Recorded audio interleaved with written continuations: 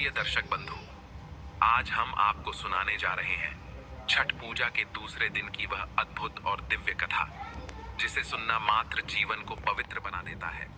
कहते हैं जो मनुष्य इस कथा को सच्चे भाव से सुनता है उसके जीवन के सारे दुख, क्लेश, रोग और दरिद्रता सूर्य भगवान के प्रकाश में स्वयं झलकर भस्म हो जाते हैं। इसीलिए आपसे विनम्र निवेदन है, आज की इस कथा को अंत तक पूरे मन और श्रद्धा से सुनिए, क्योंकि यह केवल एक धार्मिक प्रसंग नहीं बल्कि हर उस इंसान की आत्मा को शुद्ध करने वाली साधना है जो जीवन में सुख, संतान और शांति चाहता है। छठ पूजा का दूसरा दिन, जिसे कर्ण पर्व या खरना कहा जाता है, अत्यंत पवित्र माना गया है। यह वह क्षण होता है जब भक्त अपनी आत्मा को पापों के बोझ से मुक्त कर सूर्य भगवान और माता छठी मैया के चरणों में समर्पित करता है। इस दिन का हर संकल्प, हर अन्न का दाना, हर दीपक की लौ एक संदेश देती है कि जो भी सच्चे मन से प्रार्थना करेगा उसे माता छठी मैया कभी खाली हाथ नहीं लौटाएंगी। प्रिय भक्तों, जब सूर्य अस्त होने लगता है और आकाश में सुनहरी लालिमा फैल जाती है, तब हर घाट पर, हर नदी किनारे, हर घर की छत पर आस्था का सागर उमड़ पड़ता है। महिलाएं उपवास रखकर पूरे दिन प्रभु के नाम का जप करती हैं और सायंकाल जब खरना का प्रसाद बनता है तो उसका हर कण माता के आशीर्वाद का प्रतीक होता है। कहा जाता है इस दिन की कथा में ऐसी शक्ति है कि यदि कोई व्यक्ति सच्चे भाव से इसे सुन ले तो उसके जीवन के वर्षों पुराने संकट मिट जाते हैं। घर में सुख शांति का वास होता है, संतान दीर्घायु होती है और परिवार में कभी दरिद्रता नहीं टिकती। इसलिए आपसे निवेदन है, अपने मन को शांत कीजिए, सभी विचारों को एक ओर रख दीजिए और बस पूरे भाव से सुनिए इस दूसरे दिन की पावन कथा को, क्योंकि यह केवल एक कहानी नहीं बल्कि उस भक्ति की अनुभूति है जो मनुष्य को सीधा सूर्य भगवान की कृपा तक पहुंचा देती है। लेकिन दर्शक बंधु, आगे बढ़ने से पहले आपको एक अत्यंत गंभीर और पवित्र बात बता दूं, जिसे हमारे प्राचीन धर्म ग्रंथों में, विशेष रूप से गरुड़ पुराण और स्कंद पुराण में स्पष्ट रूप से कहा गया है कि कोई भी कथा, विशेषकर छठ माता से संबंधित कथा, यदि अधूरी छोड़ दी जाए तो वह केवल एक अपूर्ण श्रवण नहीं रहता बल्कि एक प्रकार का पाप बन जाता है, क्योंकि अधूरी कथा मनुष्य के भीतर अधूरा सत्य और अधूरा विश्वास छोड़ जाती है और वही अधूरा विश्वास कई बार व्यक्ति को उस आस्था से दूर कर देता है जो उसे मुक्ति तक पहुंचा सकती है। इसलिए प्रिय भक्तों, छठ माता की इस दिव्य कथा को बीच में मत छोड़िए, क्योंकि यह केवल एक कहानी नहीं बल्कि वह साधना है जो आत्मा को पवित्र करती है, पापों का नाश करती है और जीवन को सूर्य की तरह उज्जवल बना देती है। माता छठी उस हर घर में निवास करती हैं जहां उनकी कथा श्रद्धा से सुनी जाती है। वे उस हर भक्त पर कृपा बरसाती हैं जो पूरे मन से उनका व्रत करता है, चाहे वह गरीब हो या अमीर, छोटा हो या बड़ा, क्योंकि माता छठी के लिए कोई भेद नहीं, उनके लिए सब समान है, बस भावना सच्ची होनी चाहिए। इसलिए आपसे निवेदन है, आज की इस कथा को अंत तक श्रद्धा, प्रेम और विश्वास के साथ सुनिए। हो सकता है कि इस कथा का कोई एक वाक्य, कोई एक प्रसंग आपके जीवन का मार्ग बदल दे।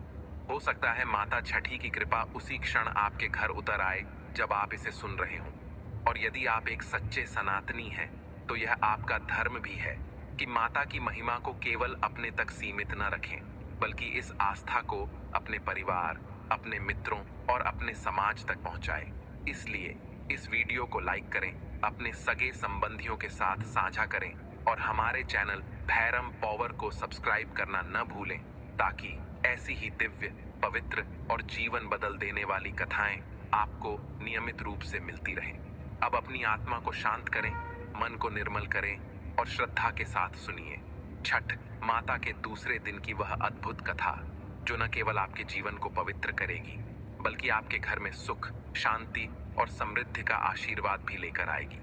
बहुत समय पहले की बात है, चंद्रपुर नाम के राज्य में एक बहुत ही न्यायप्रिय राजा महाराज यशपाल राज किया करते थे। वह अत्यंत धनवान, वैभवशाली, बुद्धिमान और न्यायप्रिय शासक थे। राजा ने एक दिन अपने मंत्री श्रीकांत से कहा, मंत्री जी, हम चाहते हैं कि हमारे राज्य की प्रजा सदैव खुश रहे और राज्य के हर आदमी, औरत और बच्चे को इंसाफ मिले। किसी भी व्यक्ति को किसी भी तरह का कष्ट ना होने पाए। आप प्रतिदिन राज्य में भ्रमण करते रहिए और हमारी प्रजा को किन परेशानियों का सामना करना पड़ रहा है वह हमें बताते रहिए। मंत्री जी ने कहा, जी महाराज, जैसी आपकी आज्ञा। मंत्री श्रीकांत ने सिर झुकाया। किंतु महाराज यशपाल और महारानी सुनंदा को एक गहरा दुख था।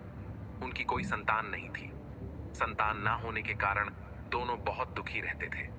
महारानी सुनंदा ने संतान प्राप्ति के लिए हर तरह का दान, धर्म, धार्मिक अनुष्ठान, मंत्र व्रत और पूजा पाठ किया, लेकिन कोई लाभ नहीं हुआ।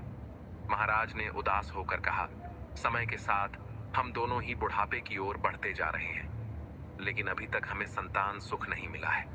मंत्री जी ने कहा, जी महाराज दिनरा, हम भी इसी गहन सोच में खोए रहते हैं कि अब हमारे इतने बड़े राज्य का वारिस कौन बनेगा, हमारे राज्य के राजा की जिम्मेदारी कौन संभालेगा।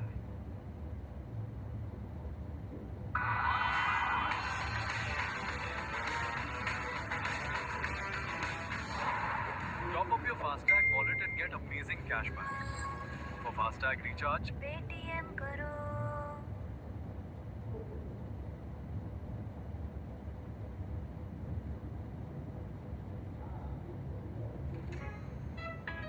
The number you have dialed is not available at present. Please leave your message after the beep.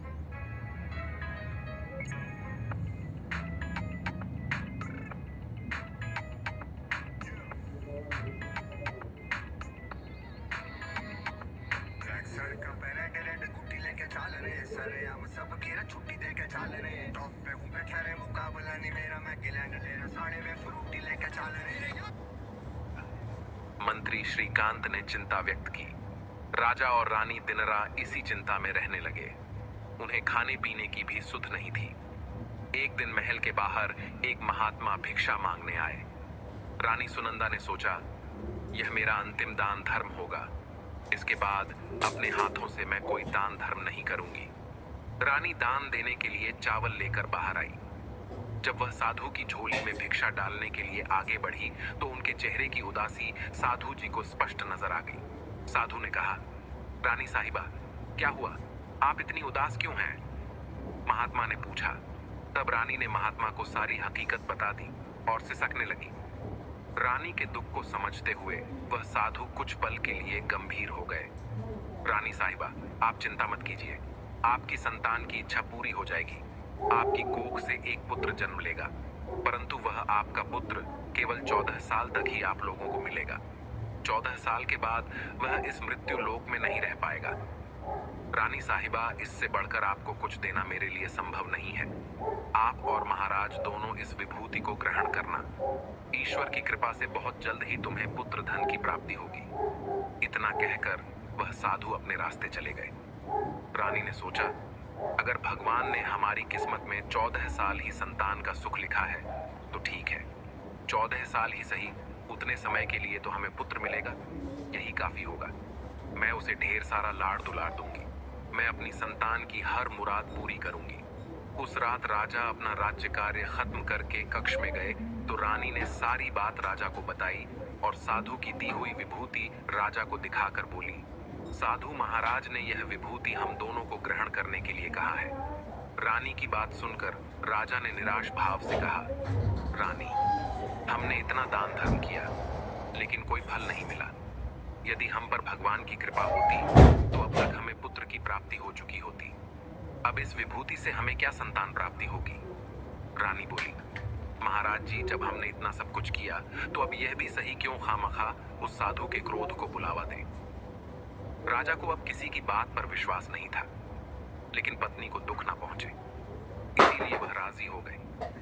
इसके बाद उस साधु महाराज का स्मरण करके वह विभूति दोनों ने खा ली।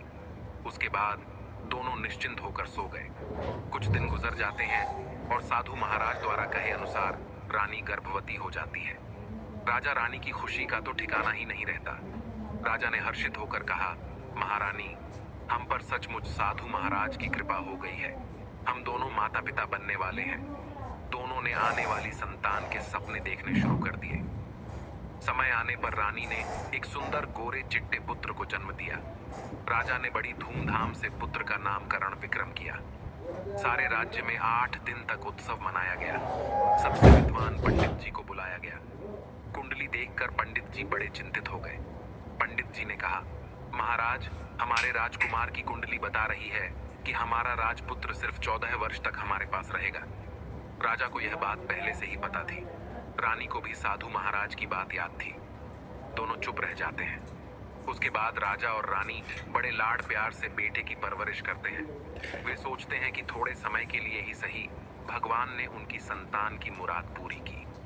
राजा ने एक अच्छे गुरु की नियुक्ति करके राजकुमार विक्रम को पढ़ाई लिखाई, राज्य शास्त्र विद्या इत्यादि 12 विधाओं की शिक्षा दी और शास्त्र विद्या में पारंगत करवाया। राजा ने कहा, महारानी, हमारा राजकुमार 12 साल की उम्र का हो चुका है। अब हमें एक अच्छी सी राजकुमारी ढूंढकर राजकुमार का विवाह समारोह करना चाहिए। रानी ने कहा, जैसी आपकी इच्छा। महाराज राजा रानी ने एक अच्छी सी राजकन्या राजकुमारी लावण्या को खोजकर उसका विवाह राजकुमार से करवा दिया। ऐसे ही 2 साल और बीत जाते हैं। जब राजकुमार 14 साल के होने वाले थे तो एक दिन राजकुमार राजा से बोले, पिताजी, मैं अपना सारा राज्य घूम कर देखना चाहता हूँ। आज तक मैंने सिर्फ इस राजमहल के अतिरिक्त कुछ नहीं देखा है। राजा के मन में गहरे दुख ने जगह बना ली। राजा ने मन में सोचा, हे भगवान, यह तो हमारे लिए बहुत कठिन समय चल रहा है, क्योंकि राजकुमार का 14वां साल शुरू हो चुका है। अब तो अनहोनी होने का वक्त नजदीक आ पहुंचा है। लेकिन यह सब बातें मैं पुत्र को नहीं बता सकता। राजा ने अपने चेहरे पर खुशी लाकर बेटे से कहा, हाँ बेटा, जरूर जाओ। तुम्हें अपना सारा राज्य घूम कर देखना चाहिए। हमारा राज्य कैसा है, कहाँ पर है, क्या है, इस राज्य का राजा तो तुम्हें ही बनना है। परंतु एक बात का ध्यान रखना कि तुम कहाँ जा रहे हो, क्या कर रहे हो, यह बात अपनी पत्नी को नहीं बताना। राजकुमार ने कहा, ठीक है पिताजी, जैसा आपने कहा मैं वैसा ही करूंगा। इस प्रकार कई दिन और निकल जाते हैं। फिर एक दिन एक घटना घटित होती है। रोज की तरह उस दिन भी राजपुत्र विक्रम दिन भर अपनी पत्नी लावण्या के साथ मौज मस्ती करते हैं, खुशियां मनाते हैं। लेकिन वह रात को ठीक 12 बजे अपने बिस्तर से उठकर बाहर चले जाते हैं और सुबह होने से पहले ही वापस आकर अपने महल में सो जाते हैं।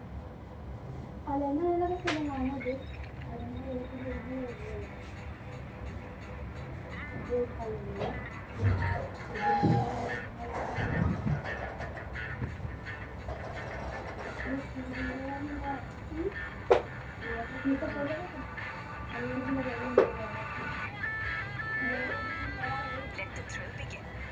We all new Hyundai Venue. Bookings open.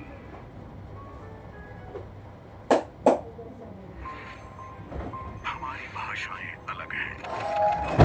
त्योहार परंपराओं की अपनी अपनी सुगंध है। यही विविधता भारत की आत्मा है। ऐसे ही बहुत दिनों तक चलता रहा। अब राजपुत्र का 14वां साल खत्म होने में कुछ ही दिन बाकी रह गए थे। एक रात लावण्या को नींद नहीं आ रही थी। उसने सोचा, आज मुझे नींद क्यों नहीं आ रही, आज इन्हें देखती हूँ। लावण्या ने सोचा, यह क्या, ये तो बिस्तर में ही नहीं है, कहाँ गई है, चलो बाहर जाकर देखती हूँ। महल में देखने पर उन्हें राजपुत्र नहीं दिखाई दिए। भोर होने पर वह देखती है कि उनके पति अपनी जगह पर सोए हुए हैं। वह अपने पति से रात की घटना के बारे में कुछ नहीं पूछती। दूसरी रात भी वैसा ही होता है, तीसरी रात, चौथी रात, और ऐसे ही बहुत दिन तक चलता रहता है। लावण्या को चिंता होने लगी। बहुत समय से यह रात में कहाँ जाते हैं, किससे मिलने जाते हैं, मुझे उनसे तो पूछने में भी डर लगता है, कहीं गुस्सा ना करने लगे। मैं पिताजी से भी तो नहीं पूछ सकती। इस तरह वह मन ही मन परेशान रहने लगी। ऐसे हालातों में उन्होंने खाना पीना भी छोड़ दिया और वह बहुत दुबली पतली हो गई। उसी राज्य में एक फूल बेचने वाली बुढ़िया मालिन थी जिसका नाम रमा था।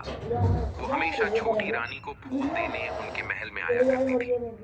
बुढ़िया रमा का ध्यान छोटी रानी पर जाता है और वह कहती है, बेटी, तुम्हें किस बात का दुख है, तुम इस तरह सूख कर कांटा क्यों बनती जा रही हो।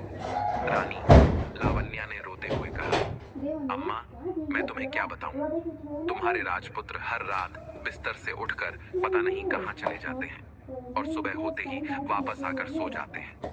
इस बात से मैं बहुत परेशान हूँ। रामा ने कहा, बेटी तुम ऐसा करना, आज रात तुम सोना मत, उसके पीछे छे जाकर देखना कि वह कहाँ जाता है और क्या करता है। आज रात तुम अच्छी तरह से उसकी पहरेदारी करना।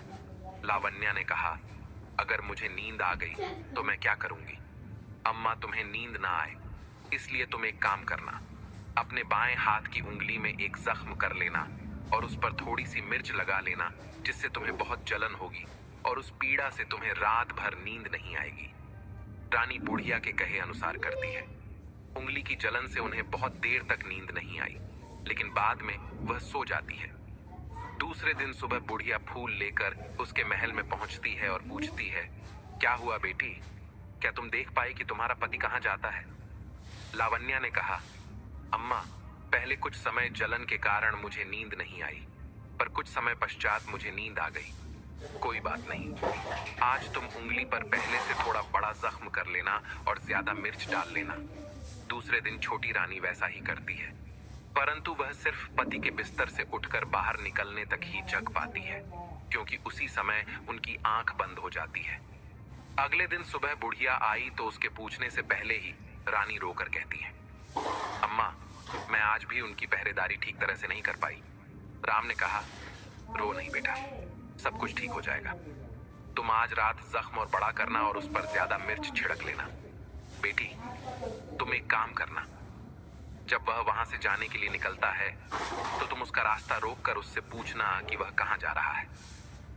लावण्या ने दृष्टि निश्चय किया और बोली, आज तो मैं पता लगाकर ही रहूंगी कि यह प्रतिदिन जाते कहां हैं। थोड़ा ही समय बाकी है, इनका जाने का समय होने वाला है। जैसे ही रात के 12 बजते हैं तभी राजकुमार बिस्तर से उठकर महल से निकलने लगते हैं।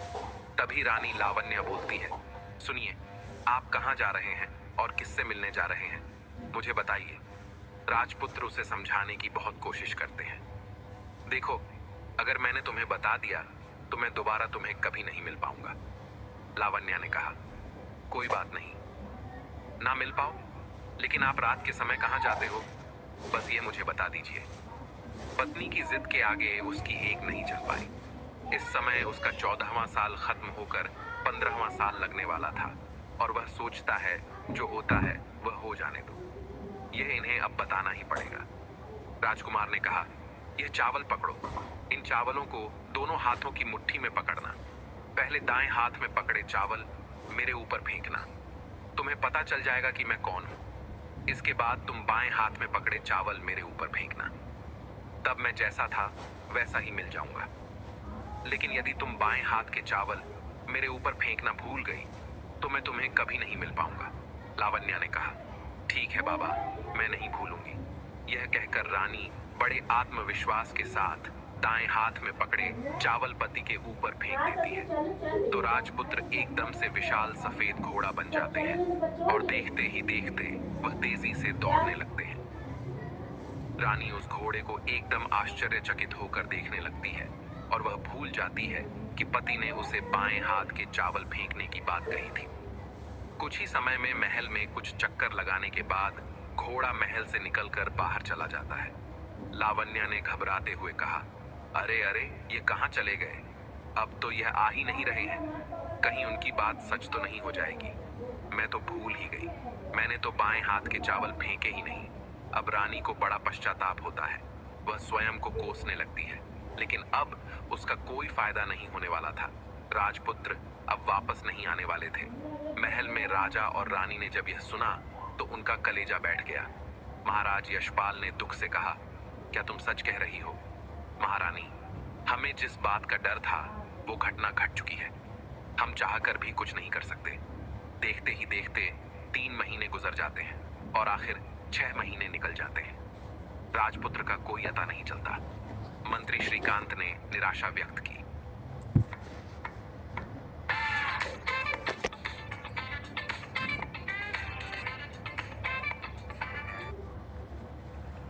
महाराज राजपुत्र को ढूंढने के लिए राज्य के गांव-गांव में सिपाही भेजे हैं हमने।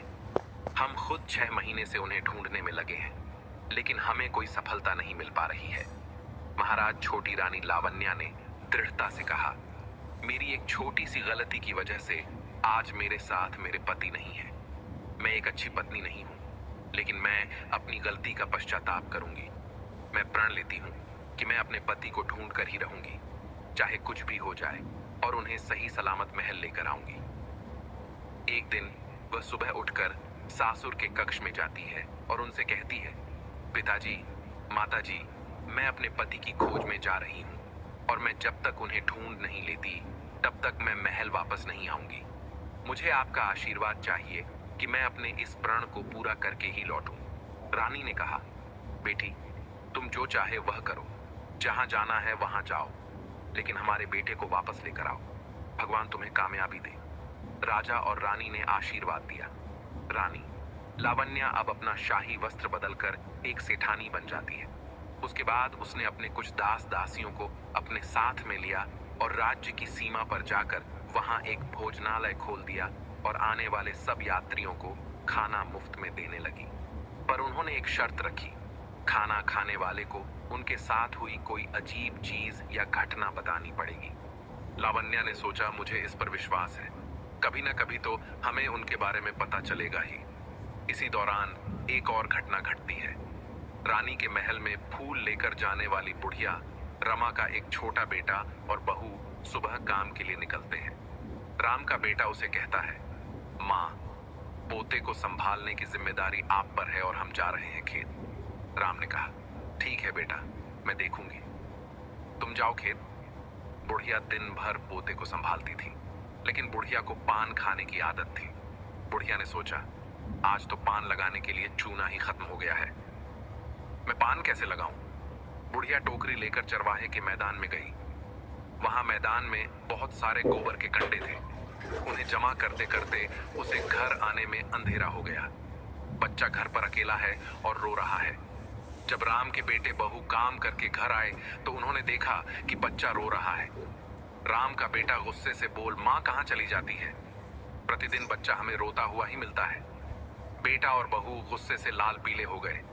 इतने में वह बुढ़िया घर आ पहुंची। बेटे ने कहा, माँ, तुम पोते को घर पर अकेला छोड़कर कहाँ गई थी? राम बोली, बेटा, मैं गोबर के कंडे इकट्ठे करने गई थी। राम के बेटे ने चेतावनी दी, दोबारा बच्चे को घर पर अकेला छोड़कर मत जाना। रामा ने कहा, अरे नहीं बेटा, मैं ऐसा फिर कभी नहीं करूंगी। लेकिन दूसरे ही दिन बुढ़िया वो बात भूल गई। फिर चरवाहे के मैदान में कंडे इकट्ठे करने चली गई और फिर उसे वहीं रात हो गई। दूसरे दिन फिर से रामा के बेटी और बहू घर आए तो आज फिर बच्चा अकेला घर पर अकेला था और रो रहा था। रमा के बेटे ने गुस्से से कहा, अब मेरी सहन शक्ति खत्म होने लगी है, आ जाने दो उसे। थोड़ी ही देर में बढ़िया घर आई तो उसकी बेटी ने कहा, माँ, आपका इस घर में रहने का कोई हक नहीं है, आप अभी के अभी इस घर से निकल जाओ और दोबारा कभी मत आना।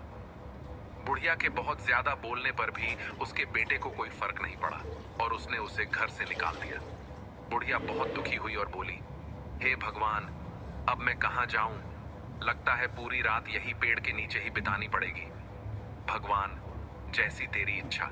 सुबह हो गई है, चलो कंडे इकट्ठे कर कर लाती हूँ। सुबह होते ही हाथ में टोकरी लेकर वह कंडे इकट्ठे करने के लिए निकल गई। उस पर तो जैसे कंडे इकट्ठे करने का मानो पागलपन सवार हो गया था। कंडे इकट्ठे करते करते कब अंधेरा छा गया उसे पता ही नहीं चला। बुढ़िया घबरा गई और सोचने लगी, मुझे तो पता ही नहीं चला कि कब रात हो गई। मुझे तो अब रास्ता भी नहीं दिख रहा, अब मैं गांव कैसे वापस जाऊंगी? वह अंधेरे में आंखें फाड़ कर देखते दे किसी तरह आगे बढ़ी। तभी एक कपीला गाय छन छन की आवाज करते हुए मैदान में आ गई। उसे देखकर राम को आइडिया आया, अगर मैं इस गाय के पीछे पीछे जाऊंगी तो गांव तक जरूर पहुंच जाऊंगी। अब यही एकमात्र सहारा है। यह सोचकर बुढ़िया उसी गाय के पीछे पीछे चल पड़ी। वह गाय एक एक करके 6 मैदान पार करती है। आखिर में वह 7वें मैदान पर पहुंच जाती है और बुढ़िया भी यह सब देख रही थी। मैं जल्दी से इस गाय की पूंछ पकड़ लेती हूँ, तभी मैं इसके साथ जा पाऊंगी, नहीं तो यह रास्ता कहीं बंद ना हो जाए। उसने झट से जाकर गाय की पूंछ को पकड़ लिया। गाय की पूंछ पकड़कर वो बुढ़िया गाय के साथ नीचे पाताल लोक में पहुंच गई। बुढ़िया ने हैरानी से, अरे ये तो पाताल लोक में ले आई ये गाय, यहाँ तो सभी तरफ दिए जल रहे हैं और वहाँ अद्भुत घटनाएं घटने लगती हैं, ये क्या? गाय के नीचे जाते ही उसके गले में अपने आप साल पड़ गई। और यह क्या, गाय का कोई दूध निकाल रहा है, लेकिन वह मुझे दिखाई क्यों नहीं दे रहा। यह सब देखकर बुढ़िया बहुत घबरा जाती है और वह सोचती है, हे भगवान, आज मैं कहाँ फंस गई। सोचते सचते वो यहाँ वहाँ छिपने के लिए जगह ढूंढने लगी, लेकिन उसे कहीं भी जगह नहीं मिली। हर जगह उजाला ही उजाला था। तभी उसे एक स्थान दिखाई दिया। उसने कहा, मैं इस कोने में छिपकर खड़ी होकर ही सब कुछ देखती हूँ। पता नहीं यहाँ पर और क्या क्या होने वाला है। मुझे तो बहुत डर लग रहा है। कुछ पल के बाद वहाँ एक सफेद घोड़ा आया। वहीं पर 2 कुंड थे। उसने पहले कुंड में छलांग लगाई और ऊपर आ गया। अब उसने राजपुत्र विक्रम का रूप प्राप्त कर लिया। फिर उसने दूसरे कुंड में स्नान किया और वहाँ रखे नए कपड़े पहने। राजपुत्र के सामने स्वादिष्ट पकवान आ गए। उन्होंने खाना खाया, दूध पिया, पान सुपारी खाई और बिस्तर पर लेट जाने से पहले सूर्यदेव का स्मरण करके सामने जलते दिए से पूछा, दीदी पांकर, मेरे पिताजी क्या कर रहे हैं? वह तो बेटे के शोक में डूबे हैं। राज्य कौन संभाल रहा है? राज्य प्रधान संभालता है। मेरी पत्नी क्या करती है? उसने चौराहे पर भोजनालय डालना शुरू किया है और आते जाते लोगों से वह नई खबर के बारे में पूछती है। वह अपनी भूख प्यास सब भूल चुकी थी। बुढ़िया उत्सुकता से देखने लगती है कि आगे क्या होता है, लेकिन उसके बाद कोई घटना नहीं घटती। यानी बीजीएमआई लगा ना, बीजीएमआई लगा। जनाब, थप्पड़ लगाया जाता है, चूना लगाया जाता है। बीजीएमआई तो खेला जाता है, लॉबी में उड़ाया जाता है, पैराशूट खोला जाता है और लूट मचाई जाती है। एमओ की भी मांगी जाती है, रिकॉल दिया जाता है और बीजीएमआई खेला जाता है, और ना हो तो डाउनलोड किया जाता है।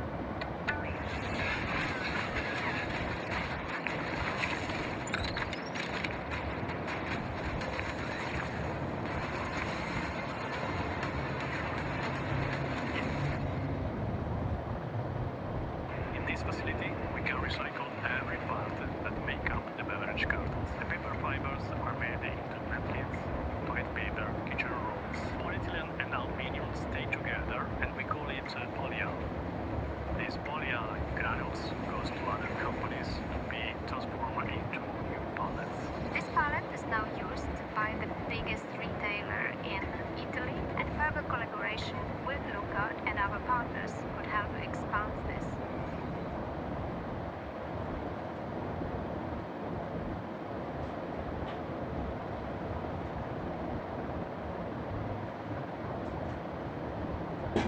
घटती।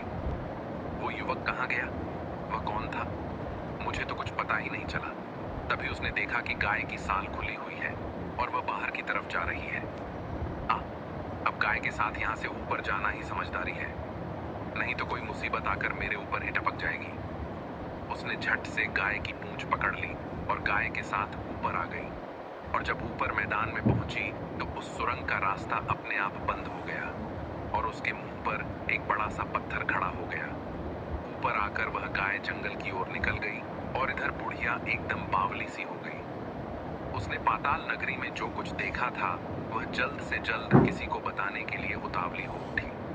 उसे एकदम से याद आया, नगर की सीमा पर जो औरत भोजनालय चलाती है और नई बात बताने वाले को अच्छा खाना पीना मुफ्त में देती है। क्यों ना मैं ये बात उस औरत को जाकर बताऊं। यदि उसे यह बात पसंद आ गई तो बाकी के जीवन में खाने पीने के झंझट से मुक्ति मिल जाएगी। रानी लावण्या ने सोचा, भोजनालय पर शायद कोई बड़ी बात लेकर यहाँ आया है सिपाही। जाइए और जो कोई आया है उसकी अच्छी तरह खातिरदारी कीजिए। बुढ़िया रमा तुरंत भोजनालय के द्वार पर पहुंच जाती है और नगाड़े बजाने लग जाती है। नगाड़े की आवाज सुनकर रानी भी प्रसन्न हो जाती है। आदेश पाते ही सिपाही दौड़कर बाहर आए तो उन्होंने देखा कि एक बुढ़िया नगाड़े बजा रही है। उन्होंने उस बुढ़िया से पूछा, क्यों बुढ़िया, क्या हुआ? नगाड़ा क्यों बजा रही है? बुढ़िया ने कहा, यहाँ पर खाना मुफ्त में मिलता है, इसीलिए आई। सिपाही बोले, तुम्हें खाना चाहिए, जरूर मिलेगा, लेकिन उसके लिए तुझे कोई नई बात बतानी पड़ेगी। बुढ़िया ने कहा, हाँ हाँ मैं बताऊंगी, मुझे एक बात मालूम है। इसके बाद सैनिक बुढ़िया को अंदर लेकर गए और बहुत सारा खाना खिलाया। बुढ़िया खाने पर टूट पड़ी क्योंकि वह बहुत समय से भूखी थी। बुढ़िया और रानी ने तुरंत एक दूसरे को पहचान लिया और वह हैरानी से बोली, अरे बेटी, तुम यहाँ इस अवस्था में? बुढ़िया ने आश्चर्य से कहा। रानी लावण्या ने कहा, अरे अम्मा, तुम यह बताओ, तुम्हें क्या नई बात पता चली है?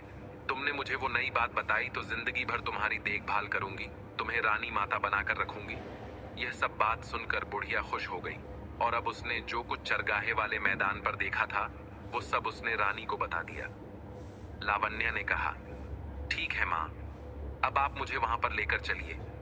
बुढ़िया बोली, वहां पर श्राप है, यदि किसी ने तुम्हें देख लिया तो तुम्हारी जान खतरे में पड़ सकती है। लावण्या ने कहा, नहीं अम्मा, ऐसा कुछ नहीं होगा, मुझे वहां का रहस्य जानना ही होगा, शायद मुझे मेरे पति के बारे में कुछ पता चल जाए। ठीक है बेटी, मैं तुम्हें वहां लेकर चलती हूँ, लेकिन अभी नहीं, हमें वहां शाम को जाना होगा।